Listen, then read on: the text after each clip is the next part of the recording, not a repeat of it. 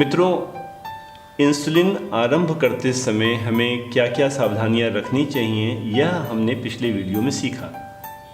आइए कुछ minor points पे एक बार फिर से नज़र डालें, जिससे हम ये समझने की कोशिश करें कि किसी इंसुलिन प्रिस्क्रिप्शन में क्या क्या कमियां रह जाती हैं और उन कमियों को हम किस प्रकार से दूर करें। किसी इंसुलिन प्रिस्क्रिप्शन को लिखते समय जो सबसे महत्वपूर्ण पहलू है वह उस इंसुलिन का एक्शन प्रोफाइल को ध्यान में रखना। यदि यह एक्शन प्रोफाइल हमारे मन में रहेगा, हमारे ध्यान में रहेगा, तब हम एक बेहतर इंसुलिन प्रिस्क्रिप्शन दे सकेंगे और उसके डोज टाइट्रेशन में भी हमें अधिक सहायता मिलेगी।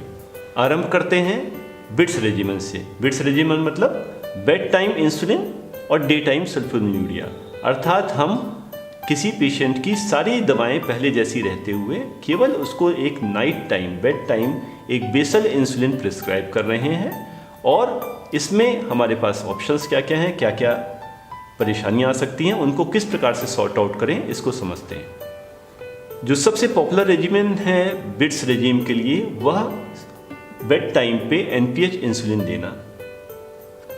इस केस में हम देख रहे हैं कि जब हमने फर्स्ट डे हमने बेड टाइम पे ये ग्रीन कर्व दिखाया है, ये एनपीएच इंसुलिन दी, तब यह एनपीएच इंसुलिन 6 to 8 आवर्स पे जब पीक करती है, उस समय हमारे पेशेंट का जो डिनर रिलेटेड ग्लाइसेमिक एक्सक्रीशन था ऑलरेडी वो नॉर्मल लेवल पे आ चुका होता है। तो इस प्रकार से जब एनपीएच पीक कर रही है उस वक्त कोई ग्लूकोज सप्लाई नहीं हो रही, मिडनाइट हाइपोग्लाइसीमिया के चांसेस काफ़ी होते हैं, जिसको येलो कलर से दिखाया है। और यही हमें हर एनपीएच प्रिस्क्रिप्शन, हर बिट्स रेजिम के साथ में ध्यान में रखना है, पेशेंट की 3 o'clock पे ब्लड ग्लूकोज लेवल टेस्ट कराकर। तो यदि इस मिडनाइट हाइपोग्लाइसीमिया से बचना है तो ऑप्शन हमारे सामने है, एनपीएच इंसुलिन को रिप्लेस करें ग्लार्जिन इंसुलिन से। यहाँ पे हम देख सकते हैं कि किस प्रकार एनपीएच इंसुलिन की पीकिंग जो 6 to 8 आवर्स में होती है वो काफ़ी हाई है, जबकि ग्लार्जिन इंसुलिन की पीक डिलेड भी है और लोअर है। तो इस प्रकार से ग्लार्जिन इंसुलिन मॉर्निंग में पीक कर रही है जब हमें फास्टिंग ग्लूकोज लेवल्स को सप्रेस करना है, और इसके अतिरिक्त ग्लार्जिन हमारा दिन में भी ओवरशूट कर रहा है उसका इफेक्ट 24 आवर्स तक, जब हम डे टाइम वैल्यूज़ को भी सप्रेस करने में मदद ले रहे हैं। तो इस प्रकार से एनपीएच इंसुलिन के साथ होने वाली मिडनाइट हाइपोग्लाइसीमिया के चांसेस को कम करने में यह ग्लार्जिन इंसुलिन मदद कर सकती है। परंतु क्या ग्लार्जिन इंसुलिन बेड टाइम देने पे मिडनाइट हाइपोग्लाइसीमिया नहीं होता? अवश्य। इंसुलिन का काम है ग्लूकोज लेवल्स को कम करना, और जब ग्लार्जिन इंसुलिन का पीक असर मॉर्निंग आवर्स के पास भी आएगा तो लेट नाइट में, अर्ली मॉर्निंग में हाइपोग्लाइसीमिया के चांसेस ग्लार्जिन से भी रहेंगे। यह सही है कि एनपीएच से कम होंगे। अब समझा जाए कि हम इसको कैसे दूर कर सकते हैं। तो यदि हम ग्लार्जिन को बेड टाइम की जगह हम मॉर्निंग आवर्स में प्रयोग में लाते हैं, तो हम देख सकते हैं कि अब उसकी जो इंसुलिन ग्लार्जिन की पीक है वो हमारी डे टाइम में फॉल कर रही है, और ये डे टाइम हमारा लंच का और इवनिंग का जो समय है जिसमें हम फेड स्टेट में हैं, तो उस समय हमारी इन वैल्यूज़ को लोअर डाउन करने में मदद करेगी। पेशेंट जगा हुआ है, लंच और इवनिंग स्नैक्स ले चुका है, इस समय होने वाला जो हाइपोग्लाइसेमिक प्रॉपर्टी है ग्लार्जिन की वह काफ़ी कम रहेगी बनिस्बत कि जब हम बेड टाइम ले रहे हैं और मिडनाइट या अर्ली मॉर्निंग में उसकी पीक आ रही है। तो यदि मिडनाइट हाइपोग्लाइसीमिया के चांसेस ग्लार्जिन से कम करने हैं तो हम ग्लार्जिन को रात बेड टाइम की जगह पे मॉर्निंग आवर्स में इस्तेमाल में ला सकते हैं। एक शॉर्टकमिंग और भी हमारी बेड टाइम ग्लार्जिन के साथ रह जाती है कि bed time glargine fasting hyperglycaemia को तो बहुत इफेक्टिवली मैनेज करती है, लेकिन पोस्ट प्रैंडियल हाइपरग्लाइसीमिक ग्लाइसेमिक एक्सकर्शंस पे इसका कोई प्रभाव विशेष नहीं होता। तो फास्टिंग नॉर्मलाइजेशन के बाद भी पोस्ट प्रैंडियल आफ्टर ब्रेकफास्ट या post prandial after lunch values काफ़ी बड़ी हो सकती हैं। इससे कैसे हम इसको काउंटर कर सकें? यहाँ भी यदि हम ग्लार्जिन को मॉर्निंग आवर्स में प्रयोग में लाते हैं तो हम ये देख सकते हैं कि उस ग्लार्जिन का कुछ भाग पोस्ट प्रैंडियल एक्सकर्शंस को कम करने में भी मदद कर सकता है।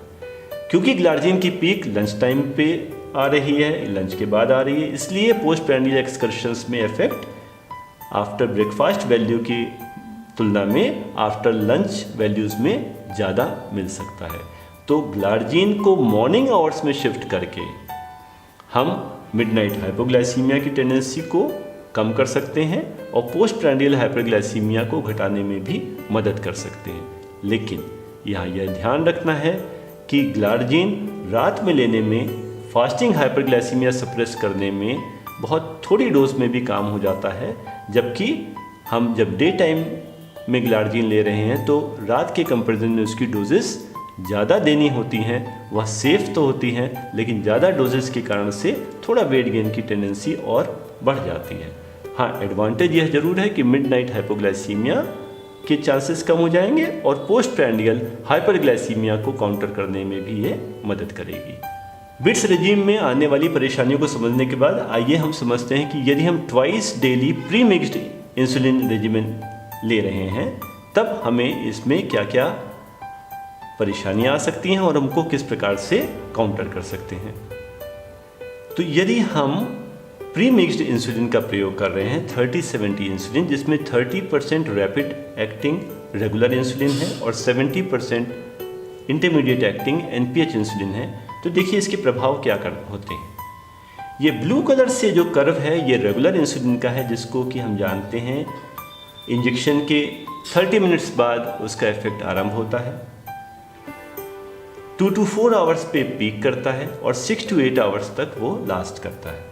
जबकि मील रिलेटेड ग्लाइसेमिक एक्सकर्शंस भोजन लेते ही थोड़ी देर में आरंभ हो जाता है। तो इस प्रकार जो रेगुलर इंसुलिन है वह देरी से काम कर रही है और हमारा अर्ली पोस्ट प्रैंडियल आवर्स में 30, 60, 90 मिनट्स में ग्लाइसेमिक एक्सकर्शंस काफ़ी ऊपर हमें मिल सकते हैं। तो अर्ली पोस्ट प्रैंडियल हाइपरग्लाइसीमिया इसके साथ बना रहेगा।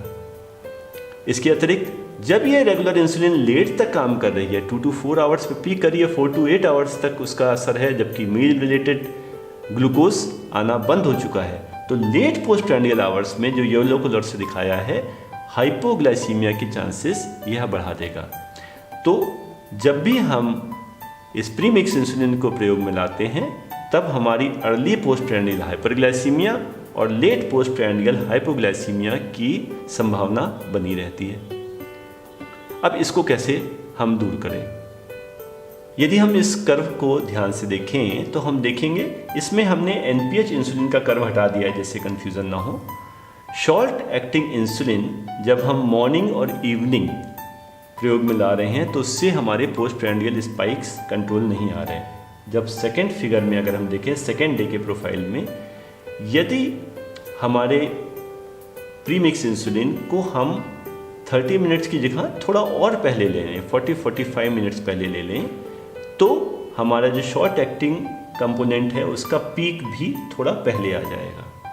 तो इस प्रकार हम इंसुलिन और मील का गैप बढ़ाकर हम पोस्ट प्रैंडियल स्पाइक्स को कुछ कम करने में मदद कर सकते हैं।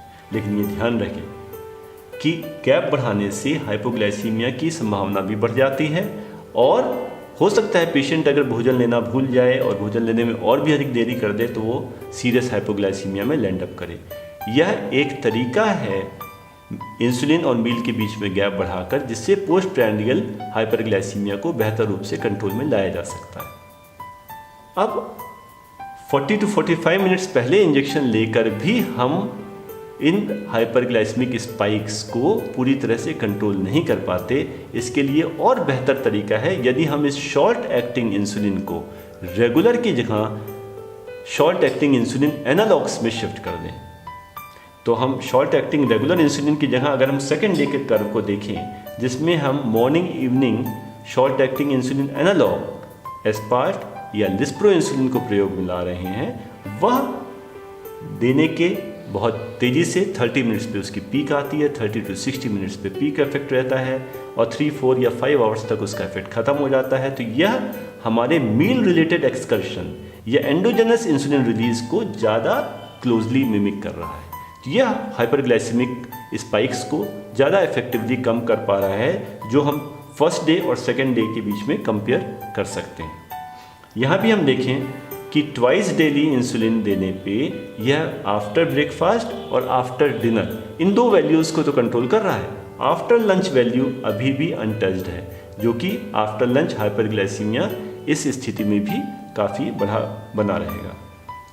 तो यदि हमें इस आफ्टर लंच हाइपरग्लाइसीमिया को भी कंट्रोल करना है, जो कि हमारे ट्वाइस डेली रेजिमेंट में नहीं हो पाता, तब उसके लिए हमें इस शॉर्ट एक्टिंग इंसुलिन एनालॉग को लंच के पहले भी इंट्रोड्यूस करना होगा। तो इस प्रकार अब यहाँ क्या होगा, morning evening pre mix insulin, लेकिन वो इंसुलिन जिसमें रेगुलर और एनपीएच की जगह एस्पार्ट और एनपीएच या लिस्प्रो और एनपीएच है, और बिफोर लंच केवल एस्पार्ट या केवल लिस्प्रो, जिससे कि वो आफ्टर लंच स्पाइक को कम कर सके।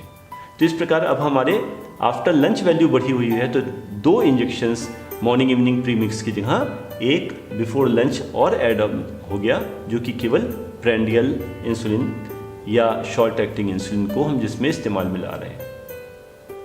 तो मित्रों, यदि हम इन 2 कर्व्स को ध्यान से देखें, तो जो पहले दिन का कर्व है जिसमें हमने twice daily pre mixed insulin, regular insulin और एनपीएच इंसुलिन का कॉम्बिनेशन यूज़ किया है, इसमें हम देख रहे हैं कि सिग्निफिकेंट पोस्ट प्रेंडियल स्पाइक्स रहती हैं और मिडनाइट हाइपोग्लाइसीमिया के चांस रहते हैं। इससे हमारा बेहतर रेजिम मिल जाता है यदि हम रेगुलर की जगह हम शॉर्ट एक्टिंग इंसुलिन एनालॉग्स लें, और यहाँ भी ट्वाइस डेली एनपीएच की जगह अगर हम वंस डेली ग्लार्जिन या वंस डेली डिग्लूडेक इंसुलिन यूज़ करें, तब आप देख सकते हैं सेकेंड कर्व में कि यह हमारे कंट्रोल में और अच्छा प्रभावी होता है। इवनिंग ग्लार्जिन इंसुलिन हमारी फास्टिंग हाइपरग्लाइसीमिया को मैनेज करती है। तीनों टाइम एस्पार्ट या लिस्प्रो इंसुलिन हमारी आफ्टर ब्रेकफास्ट, आफ्टर लंच और फिर after dinner post prandial spikes को मैनेज करती है। इस प्रकार से यहाँ पे हम 4 इंजेक्शंस एक दिन में यूज़ कर रहे हैं, बेड टाइम ग्लार्जिन और तीनों time before meals short acting insulin analogues, जिसको हम multiple subcutaneous insulin regime MSI regime कहते हैं। ये एक अल्टीमेट रेजिम है जो कि हमारी नेचुरल एंडोजेनस इंसुलिन सिक्रीशन को सबसे ज़्यादा मिमिक करती है। यहाँ हम ग्लार्जिन की जगह पर हम डिग्लूडेक इंसुलिन को भी प्रयोग में ला सकते हैं।